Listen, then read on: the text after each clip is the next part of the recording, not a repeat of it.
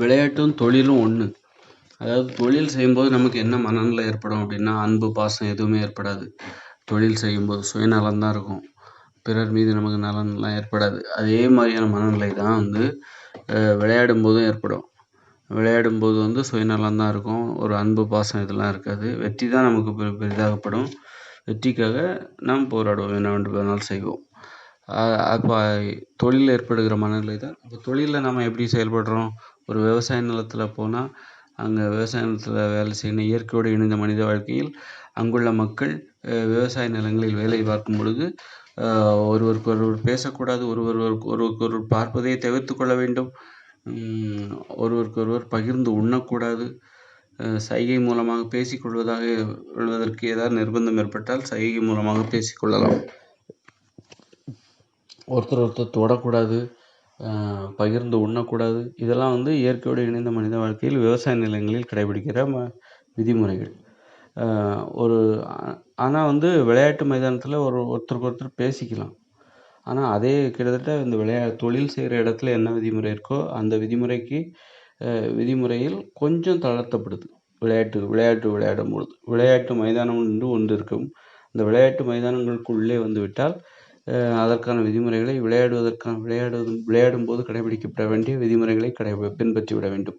ஒருவருக்கொருவர் விளையாடும் போது ஒருவருக்கொருவர் பெண்களுடன் மட்டும்தான் விளையாட வேண்டும். ஆண்களுடன் மட்டும்தான் விளையாட வேண்டும். ஆண்களும் பெண்களும் சேர்ந்து விளையாடக்கூடாது. பெண்கள் தனியாகவும் தங்களுக்குள் தனியாகவும், ஆண்கள் தங்களுக்குள் தனியாகவும் விளையாட வேண்டும். தனித்தனி மைதானங்கள் விளையாட, ஆண்கள் தனி மைதானத்திலும் பெண்கள் தனி மைதானத்திலும் விளையாட வேண்டும். விளையாடும் பொழுது ஒருவருக்கொருவர் பேசிக்கொள்ளலாம். ஆனால் வாடா போடா, நீ வா போ என பேசிக்கொள்ளக்கூடாது. மரியாதையோடு நீங்கள் வாங்க போங்க என்றுதான் பேசிக்கொள்ள வேண்டும். அது பகிர்ந்து உண்ணக்கூடாது.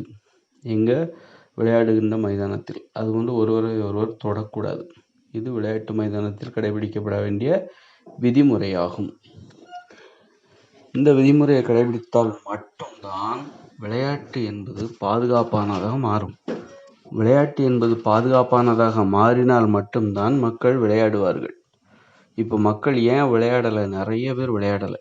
ஏன் விளையாடலை அப்படின்னா, விளையாடுகிற முறை பாதுகாப்பாக இல்லை.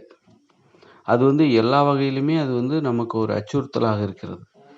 இப்போ எப்படின்னா, இப்போ விளையாடுறவங்க ஒரு கபடி விளையாடுறாங்களா அல்லது ஃபுட்பால் விளையாடுறாங்களா, அடித்து பிடிச்சி கீழே விழுந்து மண்டையை உடச்சிக்கிறாங்க,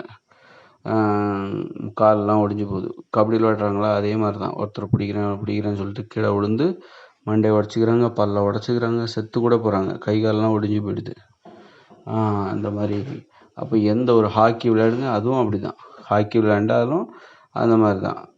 அப்படி எந்த ஒரு விளையாட்டை எடுத்துக்கிட்டாலும், இப்போ வாலிபால் வேகமாக அடித்து ஒருத்தர் மேலே விழுந்து அந்த பந்து அதனால் காயம் ஏற்படும். ஆக அது போன்று காயம் ஏற்படுவதாக இருந்தால் இப்போ ஒருத்தர் தொடக்கூடாது என்று தான் சொல்கிறார்கள். அதுக்காக ஒரு பந்தை ஒருவர் அடிக்கும் பொழுது இன்னொருவர் மீது படுகிறது. அது ரொம்ப அதிகமாக படுது. அப்போ அவருக்கு காயங்கள் ஏற்படுகிறது. அப்போ அதை தடுக்கிறதுக்கு எதனா பண்ணணும். ஏதாவது ஒரு விதிமுறை உருவாக்க வேண்டும்.